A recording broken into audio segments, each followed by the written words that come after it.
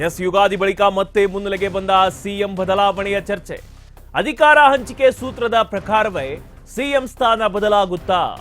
DCM DKShi ಸತತ ದೆಹಲಿ ದಂಡಯಾತ್ರೆಗೆ ಪ್ರತಿಫಲ ಸಿಗುತ್ತಾ ಅನ್ನೋ ಪ್ರಶ್ನೆ ಮೂಡ್ತಾ ಇದೆ. ಅಧಿವೇಶನ ಮುಗಿಯುತ್ತಿದ್ದಂತೆ ರಾಜಕಾರಣದಲ್ಲಿ ಸಾಕಷ್ಟು ಬದಲಾವಣೆ ಆಗ್ತಾ ಇದೆ.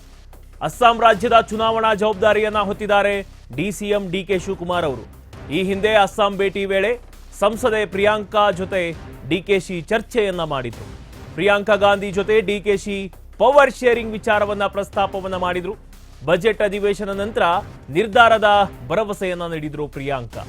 ಎಲ್ಲರ ವಿಶ್ವಾಸವನ್ನ ಗಳಿಸಿ ಶಾಸಕರ ಸಂಖ್ಯಾಬಲವನ್ನ ಹೆಚ್ಚಿಸಿಕೊಳ್ತಾ ಇರೋ ಡಿಸಿಎಂ ಡಿಕೆ ಶಿವಕುಮಾರ್. ಬಜೆಟ್ ಅಧಿವೇಶನ ನಂತರ ರಾಜ್ಯದಲ್ಲಿ ಭಾರೀ ಬೆಳವಣಿಗೆ ಆಗಲಿದೆ. ಒಂದು ಅವಕಾಶ, ಕೆಲಸಕ್ಕೆ ತಕ್ಕ ಪ್ರತಿಫಲ ಸಿಗೋ ನಿರೀಕ್ಷೆಯಲ್ಲಿದ್ದಾರೆ ಡಿಕೆಶಿ ಅವರು. ಪವರ್ ಶೇರಿಂಗ್ ವಿಚಾರದಲ್ಲಿ ಡಿಕೆಶಿಗೆ ಗುಡ್ ನ್ಯೂಸ್ ಅನ್ನ ನೀಡ್ತಾರಾ ಹೈ ನಾಯಕರು? ಯುಗಾದಿ ಬಳಿಕ ಮತ್ತೆ ಮುನ್ನೆಲೆಗೆ ಬಂದಿದೆ ಸಿಎಂ ಬದಲಾವಣೆ ಚರ್ಚೆ.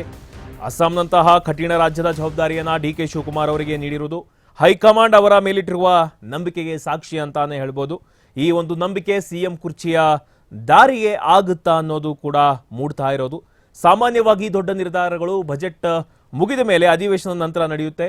ಹಾಗಾಗಿ ಈ ಬಾರಿಯ ಏಪ್ರಿಲ್ ತಿಂಗಳು ರಾಜ್ಯ ರಾಜಕಾರಣದ ಟರ್ನಿಂಗ್ ಪಾಯಿಂಟ್ ಆಗುವ ಸಾಧ್ಯತೆ ದಟ್ಟವಾಗಿದೆ. ಕೇವಲ ದೆಹಲಿ ಭೇಟಿಯಷ್ಟೇ ಅಲ್ಲ, ರಾಜ್ಯದ ಶಾಸಕರ ಬೆಂಬಲ ಯಾರ ಕಡೆಗಿದೆ ಎಂಬುದು ಕೂಡ ಇಲ್ಲಿ ಅತಿ ಮುಖ್ಯ ಆಗುತ್ತೆ. ಇನ್ನು ಉಪಚುನಾವಣೆಗಳು ಕೂಡ ಇವೆ. ಈ ಉಪಚುನಾವಣೆಗಳಲ್ಲಿ ಯಾವ ರೀತಿ ಕಾಂಗ್ರೆಸ್ ಪಕ್ಷ ಪರ್ಫಾರ್ಮ್ ಮಾಡುತ್ತೆ, ಯಾವ ರೀತಿ ಗೆದ್ದು ಬರುತ್ತೆ ಅನ್ನೋದು ಕೂಡ ಕಾದು ನೋಡಬೇಕಾಗಿದೆ.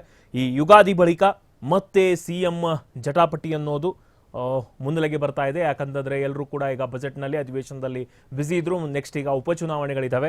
ಅದೇ ರೀತಿ ಅಸ್ಸಾಂ ರಾಜ್ಯದ ಚುನಾವಣಾ ಜವಾಬ್ದಾರಿಯನ್ನ ಪ್ರಿಯಾಂಕಾ ಗಾಂಧಿ ಡಿಕೆಶಿ ಅವರಿಗೆ ವಹಿಸಿದ್ದಾರೆ. ಇದರಿಂದ ಡಿಕೆಶಿ ಅವರು ಕೂಡ ಅಸ್ಸಾಂ ಚುನಾವಣೆಯನ್ನ ಯಾವ ರೀತಿಯಲ್ಲಿ ನಡೆಸ್ತಾರೆ, ಯಾವ ರೀತಿಯಲ್ಲಿ ಅದಕ್ಕೆ ಒಂದು ಚುನಾವಣೆ ಚಾಣಕ್ಯತೆಯನ್ನ ವಹಿಸ್ತಾರೆ ಅನ್ನೋದನ್ನ ಕಾದು ನೋಡಬೇಕಾಗಿದೆ.